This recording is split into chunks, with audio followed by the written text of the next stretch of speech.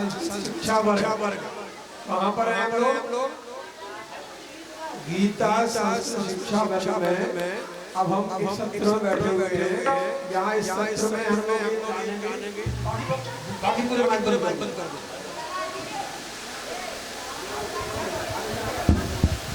हरिओ गीता स्वाध्याय क्या होता है, क्यों करते हैं, कैसे होता है, क्यों करना चाहिए, इस बारे में संक्षेप में जानकारी देने के लिए हमारे बीच में उपस्थित हैं पंडित मदन लाल दुबे जी। पंडित मदन लाल दुबे जी दमोह जिले में निवास करते हैं और ये जो महाकौशल प्रांत है, महाकौशल प्रांत माने इसमें जो 22-23 जिले हैं आपके, इन जिलों का जो एक समूह है इसको महाकौशल बोलते हैं। इस महाकौशल प्रांत के आप प्रांत संयोजक हैं।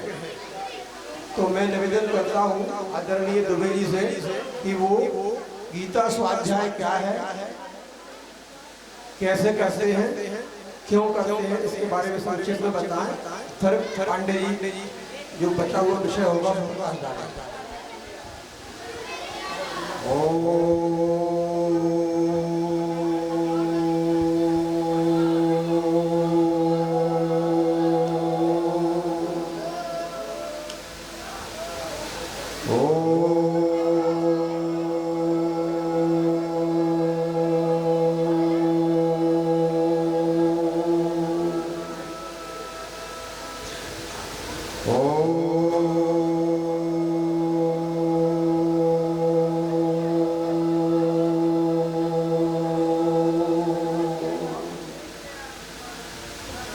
वसुदेवसुतं देवं कंसचाणूरमर्दनं देवै परमानन्दं कृष्णं वन्दे जगद्गुरुं।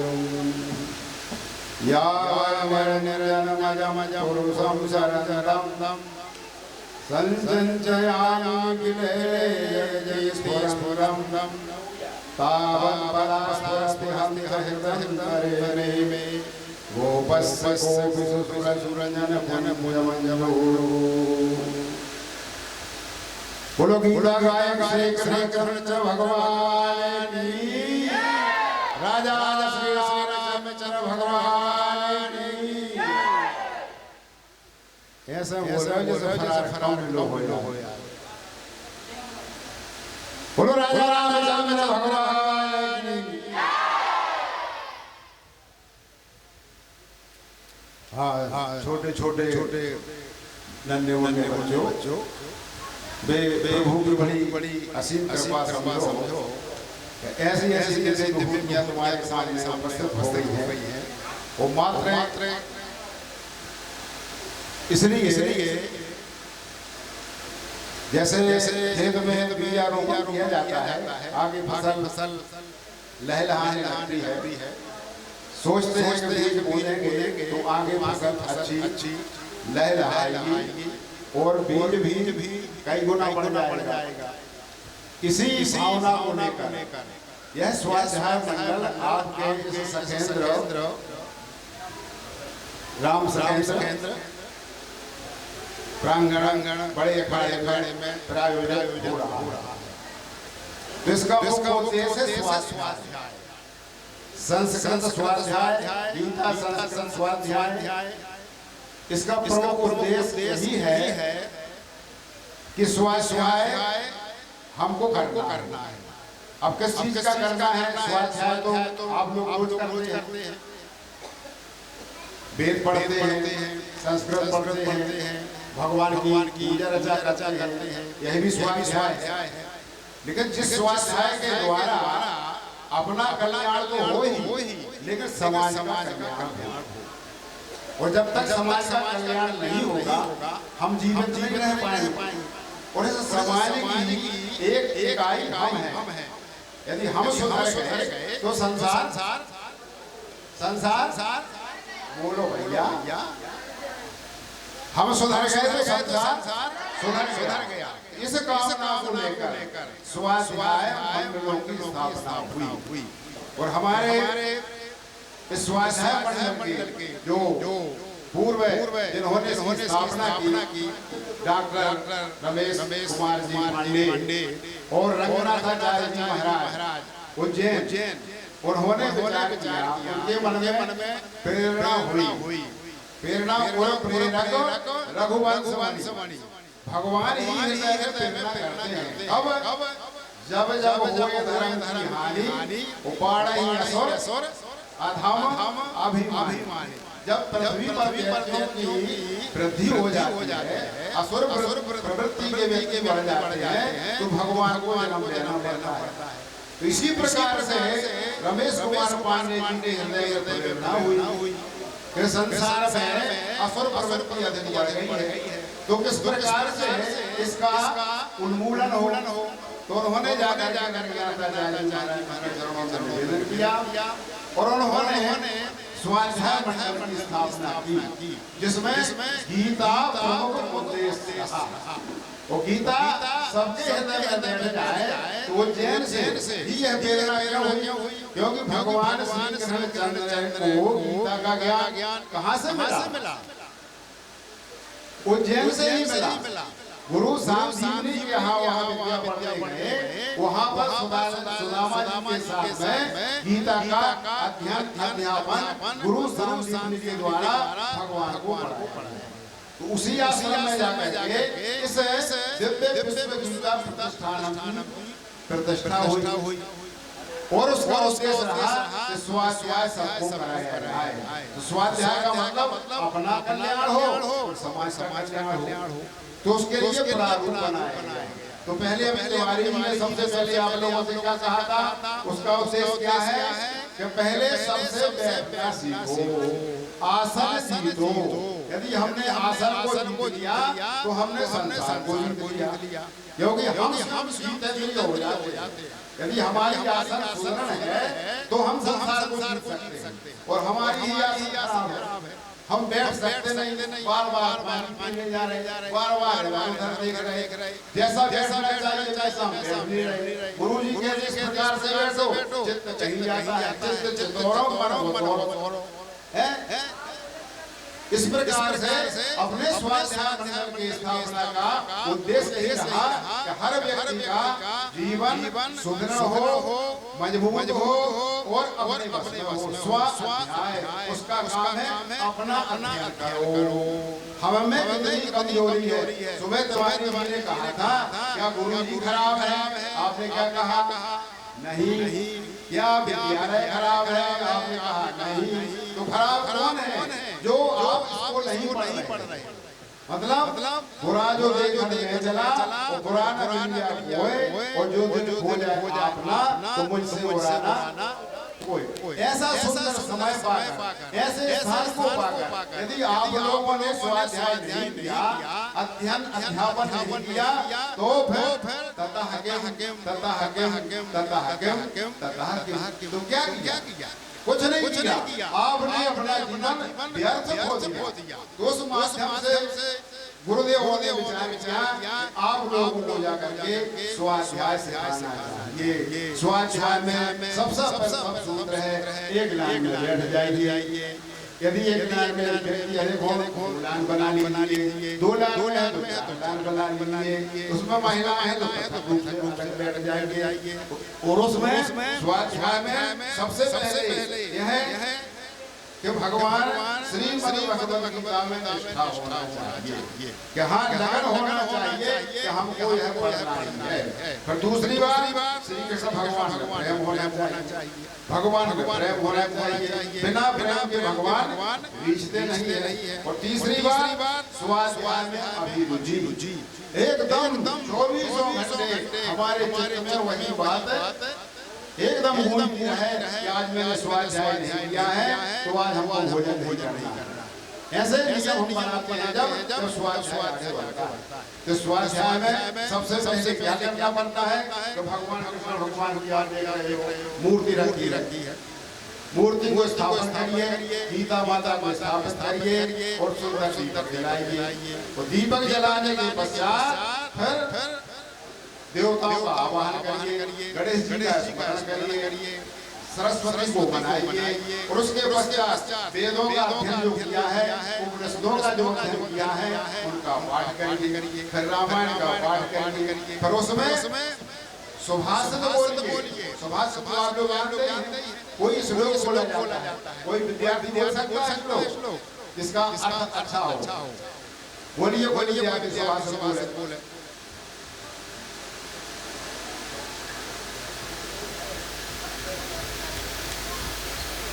जैसे विद्या ददाति, सबको याद है, विद्या ददाति विनया ददाति पात्रत्वात् धनात् धर्मं ततः सुखम्। ये सुभाषित हो गया। इसमें सुभाषित बोलना, स्वाध्याय पत्रक में लिखा हुआ है हमको क्या करना। फिर इसके बाद सूक्ति बोलना। सूक्ति जानते हो, बड़ी चीज को छोटे में कह जाना, वो सूक्ति है। जैसे विद्वान एवं विजानाति विद्वत् परिश्रमम्, विद्वानों का परिश्रम विद्वान लोग ही जानते हैं। किस प्रकार से डॉक्टर लिखा जाता है, आगे जो डॉक्टर लिखा जाता है किस प्रकार से लिखा जाता है, उसको विद्वान ही जानते हैं।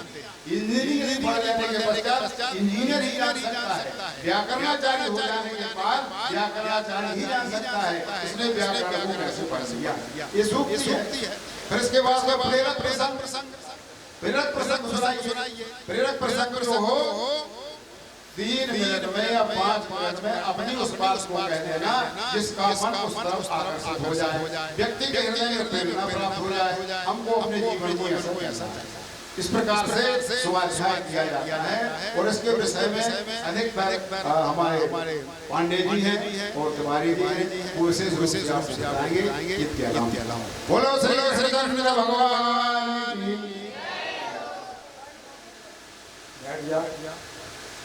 देखो, थोड़ी हमको इंद्रियों पे कंट्रोल करना चाहिए। अभी फ्री से अपन तब पानी नहीं पिया, अब यहाँ बैठ गए, प्यास लगी आई, मतलब मन का ना लगना। अब इसके बाद के सत्रों में सब लोग अपने पास छोटी छोटी बोतलें हैं सबके पास। अगर किसी को ज़्यादा प्यास लगती है तो बोतल भर ले, वहाँ से पानी पी और ले आ। ठीक है, अपन अभी हाल बैठिए, 10 मिनट हुए नहीं है, रुकने लगे, जाओ पिया जल्दी जाओ पिया। गीता स्वाध्याय की बात चल रही है। स्वाध्याय क्या होता है? देखिए, विश्व गीता प्रतिष्ठानम बहुत सारे काम करता है, कई तरह के काम करता है, जिनमें से एक मुख्य चीज है गीता स्वाध्याय मंडल। आप लोगों ने मंडल देखे हुए, सुंदरकांड होते हैं आपके आसपास होते हैं, उनकी मंडली होती है, सुंदरकांड की मंडली होती है। ऐसे ही कहीं कहीं भजन मंडली होती है, कोई रामचरितमानस करता है, उसकी मंडली होती है। तो ऐसे मंडल होते हैं। ऐसे ही जो गीता को पढ़ते हैं इस क्रम से, इस प्रकार से, उनका एक मंडल होता है, उसको बोलते हैं गीता संस्कृत स्वाध्याय मंडल। क्या बोलते हैं? हाँ, गीता संस्कृत स्वाध्याय मंडल। कुछ वर्ष पहले आए थे हम लोग आपके यहाँ वेद वेदांग विद्यालय में, भी हम लोगों ने स्वाध्याय किया था और यहाँ भी हुआ है। कई लोग जानते हैं, कई लोग नए भी हैं इसलिए। तो ऐसे जैसे मंडली होती है सुंदरकांड वगैरह की, ऐसे ही गीता की मंडली होती है। कुछ लोग 10-20 लोग मिलकर और एक मंडल बना लेते हैं, उसमें कई सारे दायित्व होते हैं अलग अलग। आपकी क्लास में होते हैं, जैसे कोई एक मॉनिटर है, कोई बोर्ड का मॉनिटर है, कोई डिसिप्लिन काउंसिल का मॉनिटर है, ऐसे होते नहीं होते। ऐसे ही इसको काम को करने के लिए अलग अलग होते हैं। फिर क्यों करते हैं स्वाध्याय? बताया पंडित जी ने, अपने आप को सही रखने के लिए। और जब आप लोग पढ़ने आए हो तो गुरु जी ने कहा होगा मातृ देवो भव। क्या बोला होगा? आगे इसके बाद क्या बोला होगा? पितृ देवो भव। बोलिए, मातृ देवो भव, पितृ देवो भव, आचार्य देवो भव, अतिथि देवो भव, सत्यम वद, धर्मं चर स्वाध्यायात् मां प्रमद। स्वाध्याय से प्रमाद मत करो। मतलब माता देवता है, पिता देवता है, आचार्य देवता है, हमारे जो अतिथि है वो देवता है। और फिर उसके बाद में फिर स्वाध्याय करना जरूरी है। स्वाध्याय में बिल्कुल भी जो डेली का अपना रूटीन है उसमें प्रमाद नहीं करना चाहिए। ये तो हो गया अपना व्यक्तिगत स्वाध्याय। लेकिन ये है कलयुग। कौन सा युग चल रहा है अभी आजकल? कलयुग। कलयुग में जो है संघे शक्ति कलयुग। कलयुग में संगठन में शक्ति है। मिलकर कोई काम करेंगे संगठित होकर तो उस काम में सफल होंगे। और अगर अकेले अकेले करेंगे तो कोई नहीं पूछने वाला, है ना? तो इसलिए गीता स्वाध्याय के लिए हम लोग मिलकर एक साथ बैठ के करें, एक मंडल बनाएं। और गीता स्वाध्याय करने के लिए कोई दिन फिक्स नहीं है। जैसे सुंदरकांड के लिए मंगलवार कर लिया या शनिवार कर लिया, ऐसा नहीं है आवश्यक। डेली करो। डेली नहीं कर पा रहे तो सप्ताह में जो दिन भी आपको ठीक लगे उस दिन कर। सोमवार हो, मंगलवार हो, रविवार हो, गुरुवार हो, कोई सा ही बार। और ना कोई समय फिक्स है उसका। संध्या वंदन करते हो आप लोग? कब करते हो? सुबह और शाम को करते हो, तो वो तो टाइम फिक्स है। लेकिन इसका कोई टाइम फिक्स नहीं है। इसके लिए आप जब चाहो तब कर लो, सुबह कर लो, दोपहर में कर लो, शाम को कर लो, रात में कर लो। और कैसे करना है? ऐसे ही बैठ गए पंक्ति साहब, और जो पत्रक है तुम्हारे हाथ में है गीता स्वाध्याय पत्रक, सब लोग दिखाओ अपने हाथ में ऊपर करके। सबके हाथ में है? बहुत बढ़िया। किसके हाथ में नहीं है? नीचे कर दो हाथ आप लोग सब।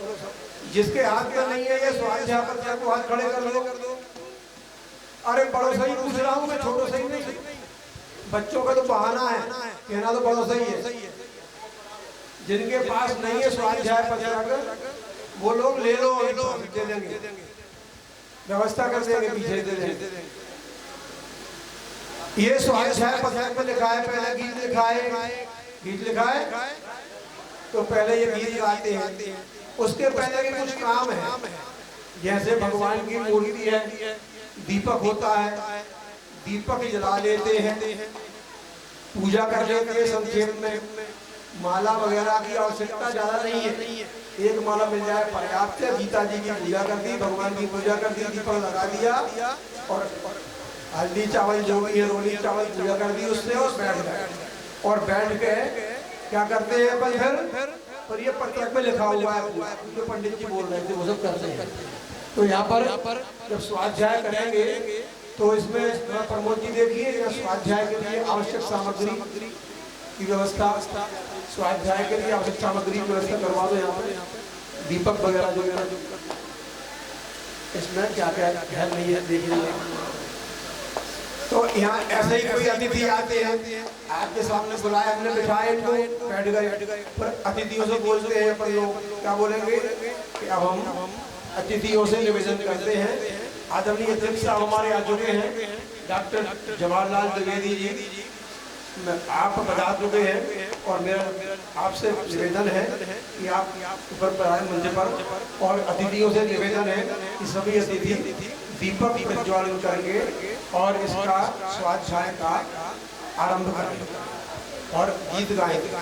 चलो गीत शुरू करो।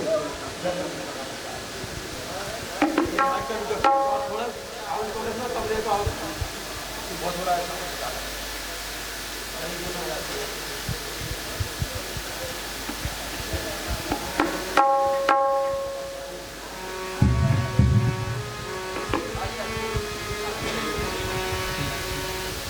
चलिए चलिए करो करो। घर घर गीता का प्रचार हो, घर घर गीता का प्रचार हो। लिखा है पर्चे में, आदमी देखो, सदा चाहे और सच विचार हो। पहले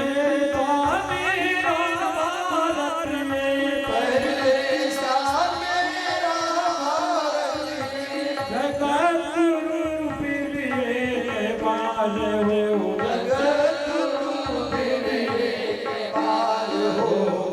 घर गीता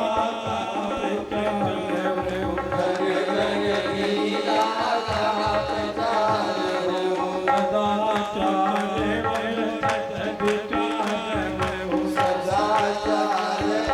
सद्विचार हो, वेदों का घोष मधुर हो,